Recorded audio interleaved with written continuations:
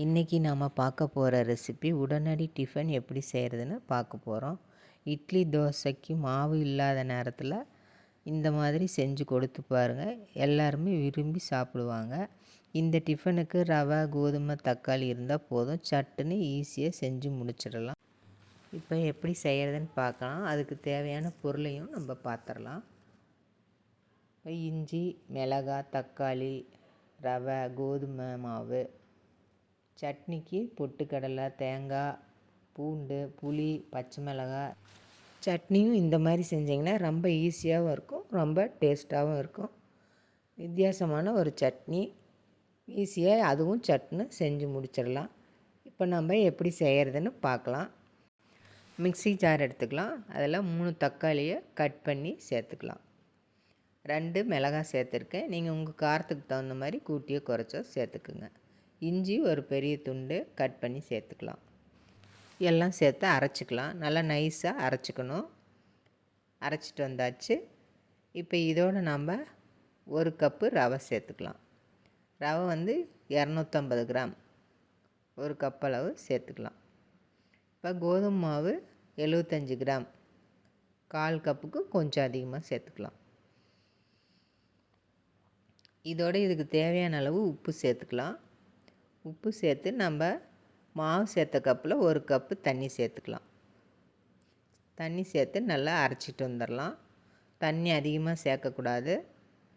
இந்த பதத்துக்கு தான் இருக்கணும், இட்லி மாவு பதத்துக்கு இருக்கணும். இந்த மாதிரி நல்லா நைஸாக அரைச்சிக்கலாம். இதை இப்போ வேறு ஒரு பவுலுக்கு மாற்றிக்கலாம். மாவு பாருங்கள், நல்லா நைஸாக இட்லி மாவு பதத்துக்கு வந்துடுச்சு. இப்போ இதோட நம்ம கொஞ்சமாக மிக்ஸி ஜார்லேயே தண்ணி சேர்த்து அலசி ஊற்றிக்கலாம்.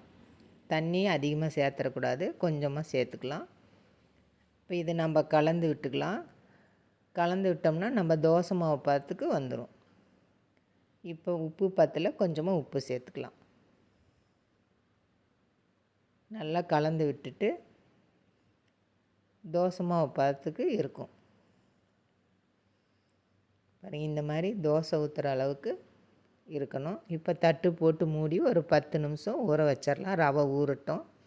அடுத்தது நம்ம சிம்பிளான ஒரு சட்னி ரெடி பண்ணிக்கலாம். அதுக்கு மிக்ஸி ஜாரில் 1/2 கப்பு தேங்காய், 1/4 கப்பு பொட்டுக்கடலை, 2 பச்சை மிளகாய், இஞ்சி ஒரு துண்டு, உரித்த பூண்டு பற்கள் 4,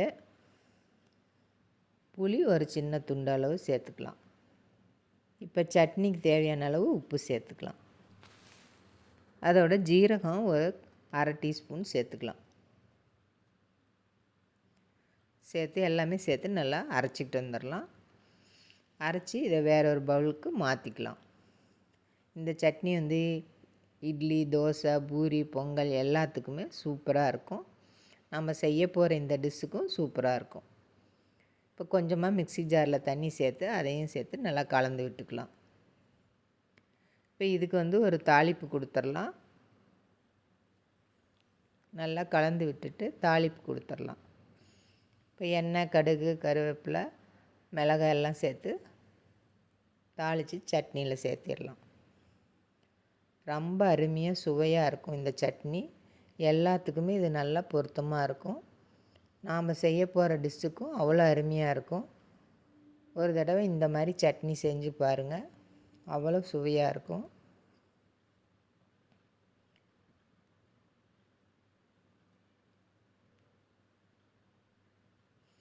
இப்போ நம்ம மூடி வச்ச மாவை திறந்து பார்த்துக்கலாம். மாவு நல்லா ஊறி வந்துடுச்சு. கொஞ்சம் திக்காகி வந்திருக்கு. நல்லா ஊறி திக்காகி வந்துடுச்சு.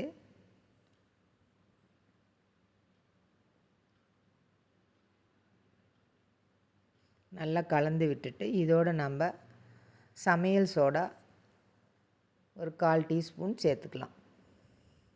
சேர்த்து நல்லா கலந்து விட்டுடலாம். மாவு கொஞ்சம் திக்காக இருக்கிறதுனால கொஞ்சமாக தண்ணி சேர்த்துக்கலாம். ஒரு 2 டேபிள் ஸ்பூன் தண்ணி சேர்த்துக்கலாம்.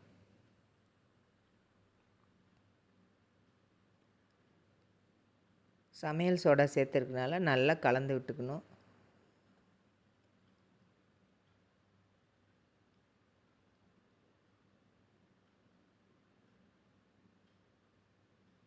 இந்த மாதிரி நல்லா கலந்து விட்டுட்டு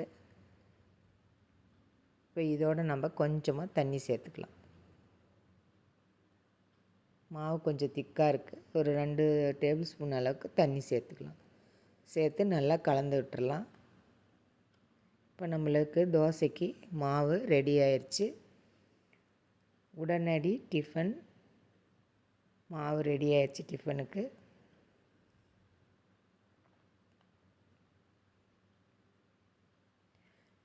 இந்த மாதிரி தோசை மாவு பதத்தில் இருக்கணும் நம்மளுக்கு. இப்போ ஸ்டவ்வில் தோசைக்கல் வச்சுக்கலாம். அது நல்லா சூடேறினோடனே நம்ம ஒரு கரண்டி மாவு எடுத்து ஊற்றிக்கலாம். ஊற்றி நல்லா பரவலாக தேய்ச்சி விட்டுடலாம். நல்லா தோசை மொறுமொறுன்னு சூப்பராக வரும். இப்போ எண்ணெய் சேர்த்துக்கலாம். நல்லா வெந்து வந்துடுச்சு. இப்போ திருப்பி போட்டுக்கலாம். பாருங்கள், தோசை நல்லா மொறுமொறுன்னு சூப்பராக வந்திருக்கு.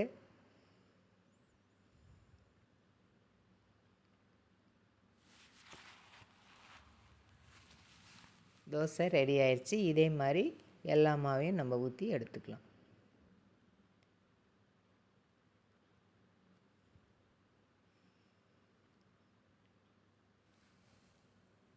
மறுபடியும் இன்னொரு தோசையும் நம்ம ஊற்றிக்கலாம்.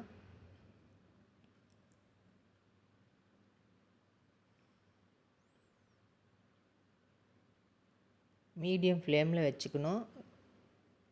அப்போ தான் நம்ம தோசை ஊற்றினா நல்லா மொறுமொறுன்னு நல்லா வரும்.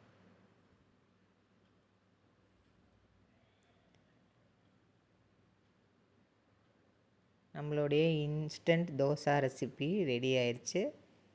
மொறுமொறுன்னு சூப்பராக வந்திருக்கு பாருங்கள். நீங்களும் இதே மாதிரி உங்கள் வீட்டில் செஞ்சு கொடுத்து பாருங்கள். வேண்டான்னு சொல்ல மாட்டாங்க. குழந்தைங்கள்லேருந்து பெரியவங்க வரைக்கும் நல்லா விரும்பி கேட்டு வாங்கி சாப்பிடுவாங்க. அதே மாதிரி சட்னியும் சூப்பராக இருக்கும் இதுக்கு தொட்டுக்கிறதுக்கு.